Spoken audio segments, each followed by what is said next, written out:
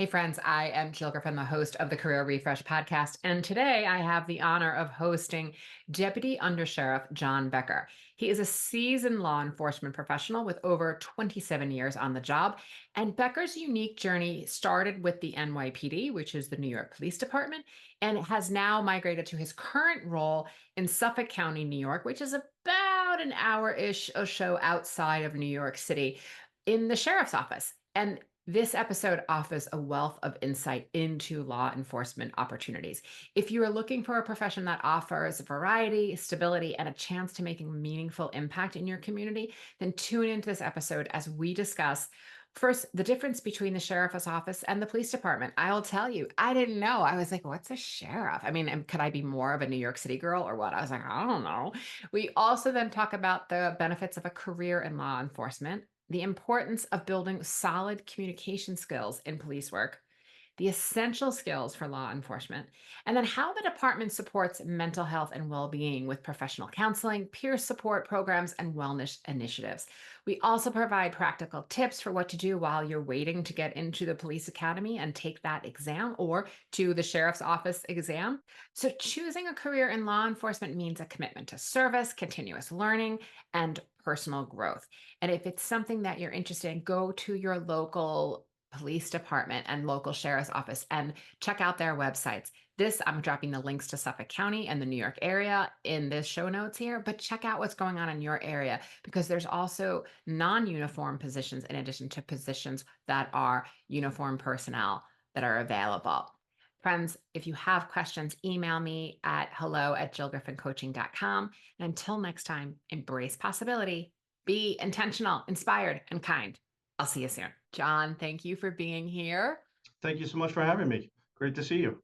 It's great to see you too. So, I have so many starter questions for you, but before we go into my normal questions, I would love for you to explain to our listeners what a sheriff does and how it's different from a police officer. Sure. And that's a question we get a lot. Really, what's the difference between the deputy sheriffs that we see on the roadway and what does the office of the sheriff do? So, our the sheriff's office of Suffolk County actually has a rich history. We go back to 1683. So, Wow. before there was the United States of America, there was a sheriff in Suffolk County. That's pretty So, incredible, John. I didn't know that. it really is, and from the formation of the county, there was an elected sheriff, and so it's very exciting, when you think about how long we've been in existence. So our job is really, when people think of the sheriff's office, they'll think of the correctional facilities, and then they'll think of the deputy sheriffs in terms of doing evictions, maybe prisoner transportation, but it's really much more multifaceted than that. In our correctional facilities, obviously the officers there, their main function, the making sure the safety and security of the facility, and then but they're involved in much more. We have our corrections intelligence center where they're gaining all sorts of information from the prison population and sharing it with our law enforcement partners. So it's really exciting. We work with all of our federal, state, local partners, sharing information that we're able to obtain, which is it's a resource that really no other law enforcement agency has. So that's really, really exciting. Plus the correctional officers, they're in part of all sorts of task forces, federal, state as well, district attorneys task forces. And then you have our deputy sheriffs, where right now there's 275 deputy sheriffs, and at any given time you may have a civil deputy who's doing an eviction. But what we're seeing now is an uptick in noncompliance, Mm. where they're now being evicted from their home and they're not simply leaving. So a lot of times there's a rise in having to use force to affect this eviction, and it's scary. Or you Mhm. may have one of our DWI team members that are pulling somebody over and they're under the influence of, we're seeing an uptick in what's called K2 or synthetic marijuana, Mhm. or they're under the influence of PCP. I mean, these are really dangerous drugs that are out there. And now with the legalization of marijuana, you can stop at any red light in Suffolk County and you can smell it. I would It's say when really I taking drive over. along the expressway, I can smell it, which is a scary Absolutely. thought. If Yeah. my window's open, I can smell it. I'm always like, that's interesting.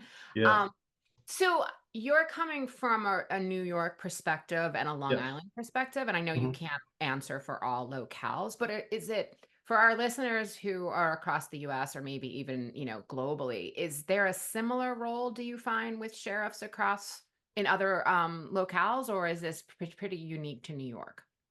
Yeah, so the sheriff's offices in New York pretty much have the same function. We are the enforcement arm of the courts. So our job is when there's a court order to be affected, if it's an eviction or if it's an order of protection, we're now tasked with these extreme risk protection orders or ERPOs. And we may have to go in and seize an individual's weapons, and they may not be happy about it. Right. And this has become a task that's been put on us. And in Suffolk County, we are leading the state in ERPOs. In fact, you can take all the other counties in the state combined, and Suffolk County is doing more ERPOs than all of them.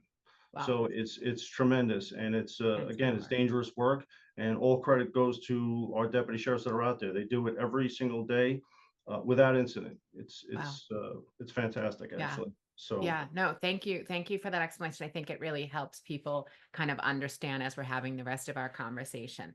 And I wanted to ask you the question that I ask everybody. I mean, I know that you started in law enforcement 27 years ago and you have a mhm. very long career, but did you always know you wanted to do that? What did you think you wanted to do when you grew up? It does sound cliche, but I did always want to be a police officer. You see the cops on the TV shows growing up, and you say, "Wow, of course, that looks like something I want to do." So it was always there. I always had that drive, and but it's interesting. I also had kind of another. So it was sort of a crossroads that I faced, which I also wanted to be a teacher.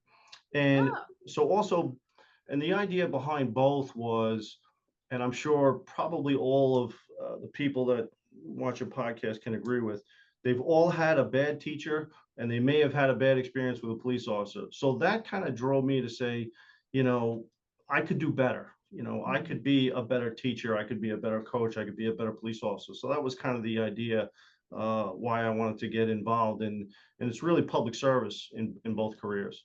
Yeah. I love that as sort of an internal GPS for yourself of like, I can do better. So it Yeah. starts with me. Right. I think that's a really great philosophy to have.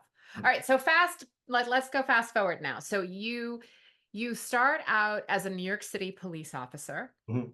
Take us through sort of the high level points of your career that got you to be deputy undersheriff. So it's a long, it was a long road. I know it's a Um, lot. You've had a lot of experience. That's why I'm like, let's go high level and kind of talk through how you got here. yeah, so I started the academy in 1997, and back then the academy was located in 20th Street in Manhattan, and anyone that's attended that academy will tell you it was kind of old, it was kind of decrepit. If most of the cops that are from my generation that attended there said, I never worried about COVID because I showered in the New York City Police Academy. I mean, just it was horrific So conditions, so but I I'm survived. I laughing survived. because my New York City apartment, I have a apartment in New York City, is right near that precinct, the one, Yes. two, and then the academy that's right Yes. there. And it took a Yeah. while when I first moved in there, I mean, so many years ago, to be like, why are all these men and women walking by in sort of police uniforms, but not actually police uniforms? And then Yes. I found out later that it was the academy. Yeah, they have the gray shirts. That's what kind Right. of lets you know that they're the recruits, and Right. what I call the Nathan's hat. Right. And but yeah, it was so having to take the train in there every day, and it was very long days. And after 6 months and doing my field training, I graduated and I was assigned to the 32nd precinct in Harlem. So being a kid from Kings Park, New York, I didn't really know much about New York City. So Mhm. this was really an eye opener. I was 23 years old, and now you're going into a place you're unfamiliar with. But I'll tell you, it really was a blessing because that particular precinct, just on the sheer call volume and the things that you get exposed to, you learn very, You're very learning on the quickly. job fast. Oh, yeah, absolutely. So Yes. the 5 years I was there, I could say that you experience more than most police officers will see throughout the country, just Yeah. in that time. It just, so again, I'm blessed. And the other kind of takeaway was it allowed me the ability to learn to talk to people. So I always said I can be a police officer anywhere in the country having worked there because you learn to de-escalate situations and get people to do what they want to do. And I had a lot of arrests while I was in there, but I did it without incident and without Mhm. complaint. I'm very proud of Mhm. that because you Mhm. can be an active police officer and you can do it correctly. I And love that. I yeah, love that you're saying that. Yeah, it's really important for people to know that. So, what then prompted you to go from the NYPD to Suffolk County?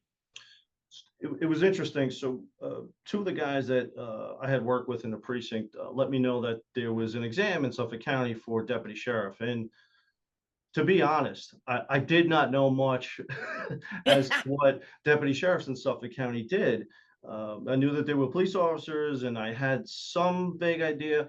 But at the time, I said, the thought of not having to drive 60 miles to work was very, very tempting. And I knew the pay was certainly better, which was obviously important as well. Yes. So I took the test and I was, very lucky. I scored high and I was called. And then I made the transition. And it was certainly a big move. And at the time, I had just gotten married when they called me.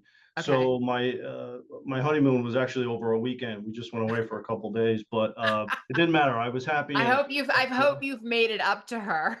we have, yes. So came out to Suffolk County and hit the ground running. I worked in every uniform command and really tried to expose myself to as much as possible. And you have to be willing to take that chance. It's easy at the time when I was in New York City, I had just reached top pay. So Mhm. it takes you 5 years. Back then, it took you 5 years to reach a top pay. So now what happens is you can be tempted to reach that point of no return and just say, you know what, I'll have to start over and pay. I may have to go through the academy again, and these are things that'll go through people's mind. And let's be honest, people resist change, but you Sure. have to be willing to take a chance, and it certainly was worth it. I don't regret a single day of it. Okay. So your work that you're doing now, in addition to being the undersheriff, is that you're also a certified instructor where you're training new recruits. Yeah. I would love to, if you talk a little bit about law enforcement as a career, because there's Mhm. many angles to it. Yeah. And I think it would help really people understand like what's possible if they want to consider this as a career. So your role as an instructor, tell us about that. It really came, like I said, I was working out in Suffolk, and I'm the kind of person I like to stay busy. Whenever there was training opportunities, I would jump all over. But one of the things, prior to me being a police officer, I was actually a teacher.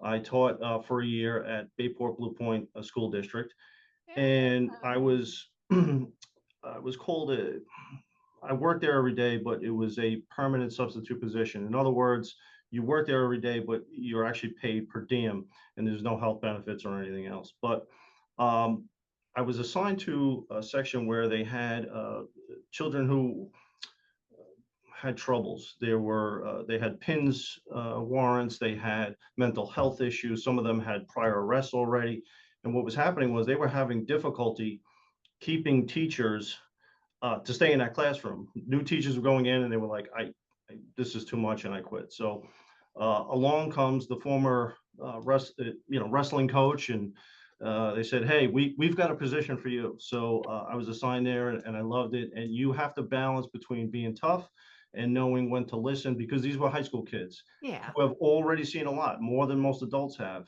And I was able to be successful there, and it was great. But when I did love teaching, but at the time, I did take the test to be a New York City police officer, and again, having health benefits and good Right. pay and a steady Moving paycheck, to that. I jumped on it, and I always wanted to be a police officer. So Yeah. again, a difficult decision, but I was happy. So now fast forward, I'm in Suffolk County, and I had approached the academy staff, and I said, listen, if you need instructors, and they said, absolutely, we do.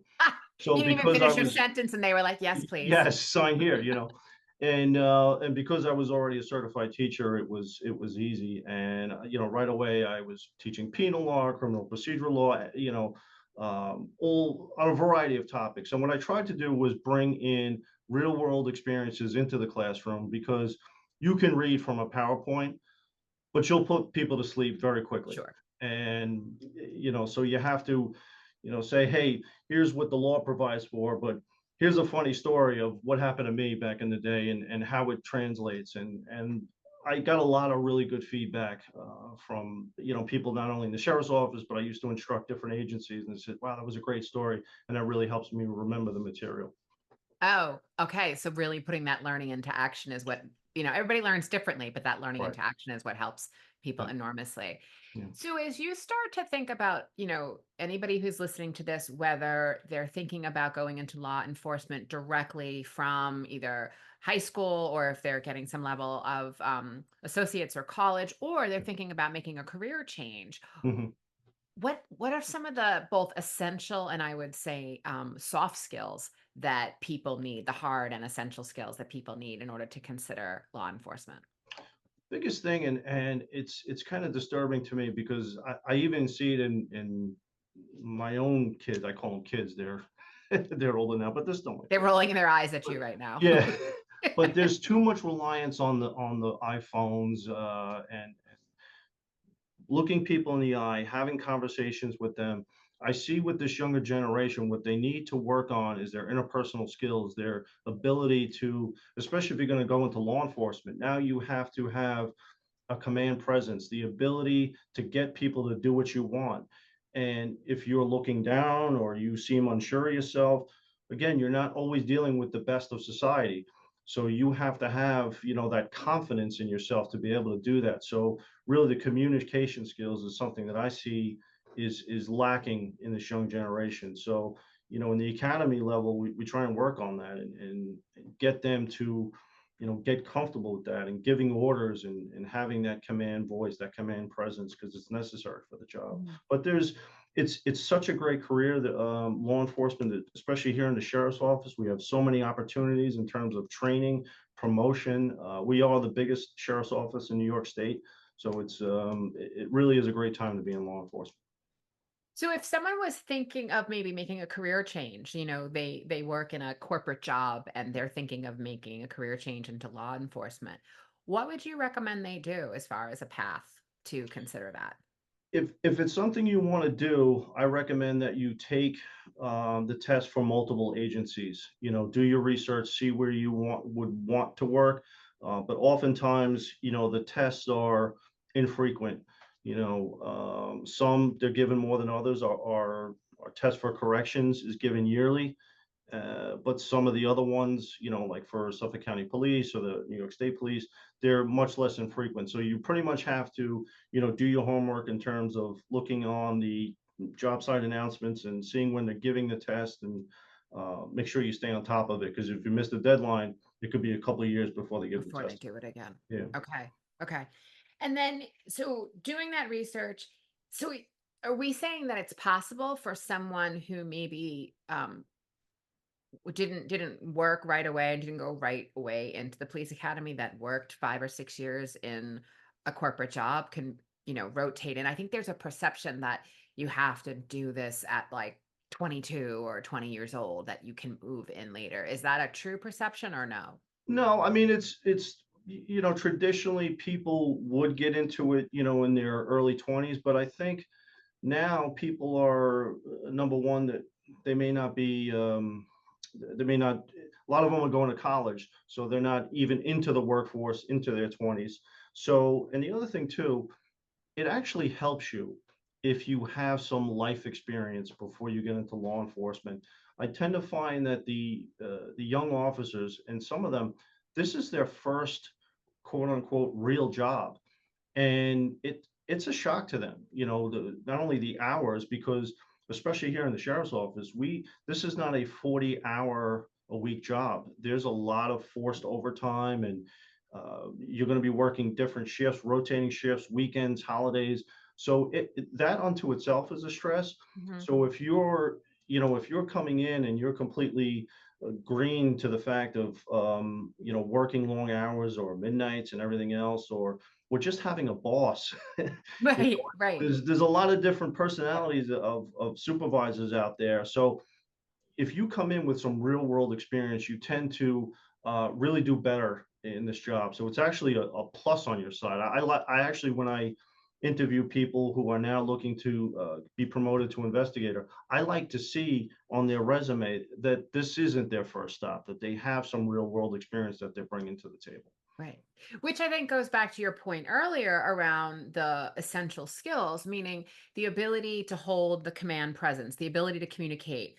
Right. Um, I also think what I would say is reading the room. You probably have a law enforcement term for it, but being able Right. to sense out the nuances that might be going on, which if your face is always in your, electronic devices and you're not actually strengthening those human to human skills, Sure. it's much harder.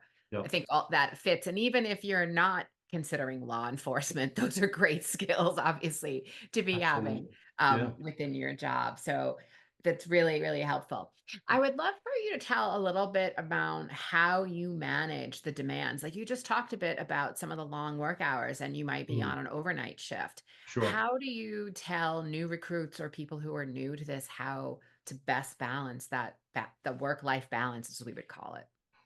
Yeah. And it's hard for them, and we understand that, especially going a few years back. We had, because of, if you look at 2020, there was no hiring going on at the time, 2020 and 2021. So our numbers of officers dropped to the lowest in decades. And what was happening was the work still had to get done, but Yeah, now we had to do it with a much less smaller people. pool of officers. So there was a lot of forced overtime, and we saw that this was creating a huge strain on the mental health of the people working. So, to Sheriff Toulon's credit, we created a wellness unit to specifically look at this and say, do we have officers within our ranks that we see that are struggling with mental health issues? This year, there were 4 suicides in Wow. Suffolk County, one deputy sheriff, one probation officer, and 2 Suffolk police officers. Really So sorry it's to hear that. real. The I'm stress really that sorry to that hear that. these Yeah. officers are under is real, and we have to acknowledge that.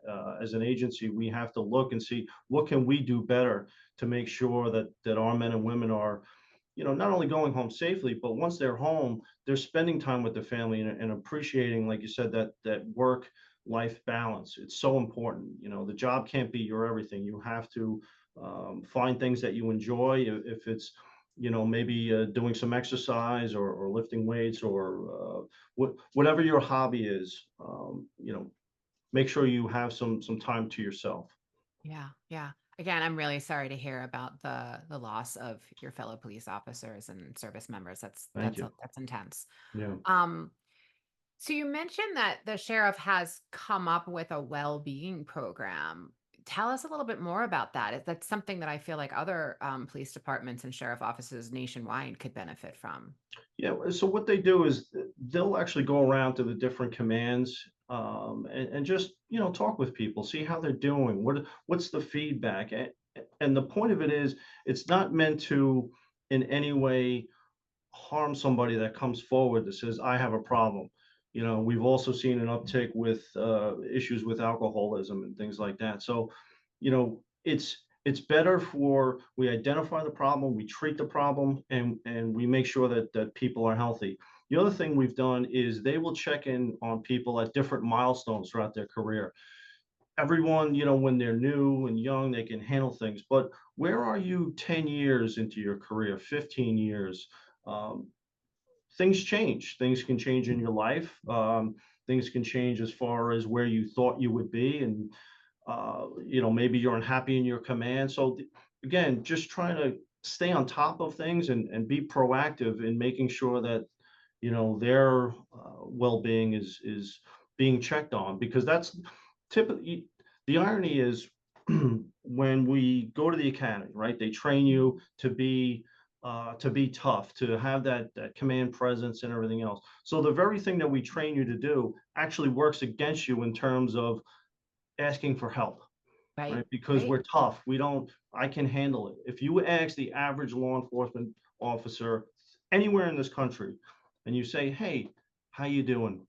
They're gonna say, I'm good." Right. I'm good. That's I'm all fine. you're gonna get out of them, Yeah. and they very well may not be. And Right. that's the barrier that we try and break down and say, "Hey, if you need to talk to someone and normalize that."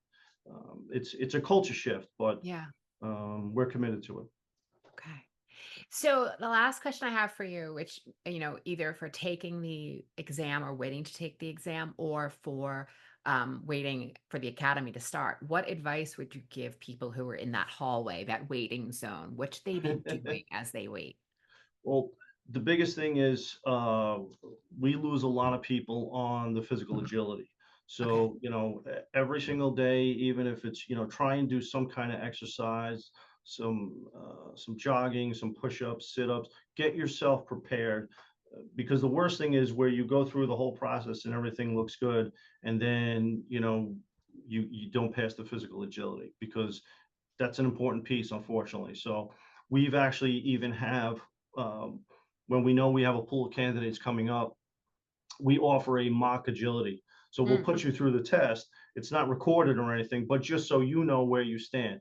Maybe you are short a little bit on the sit-ups or on the run or whatever it is, so you know what you need to work on. And hopefully that's going to help us in terms of recruitment because again, we need the young people involved to be excited, to be motivated about joining law enforcement. So we want to do everything we can to assist them in getting through the process. I think that's the perfect place to leave it. So thank you so much, John. I really appreciate you having this conversation with me and letting people know about the various opportunities in law enforcement. Anyone listening, as always, you can send me questions to hello@jillgriffincoaching.com. We will get them to John. He will answer them. We'll probably even get him to come back if we have questions, because again, we want a robust society that has strong and robust people coming into law enforcement. So thank you for that. All right. I will see you soon, John. Great. Thank you so much for having me. Great seeing you.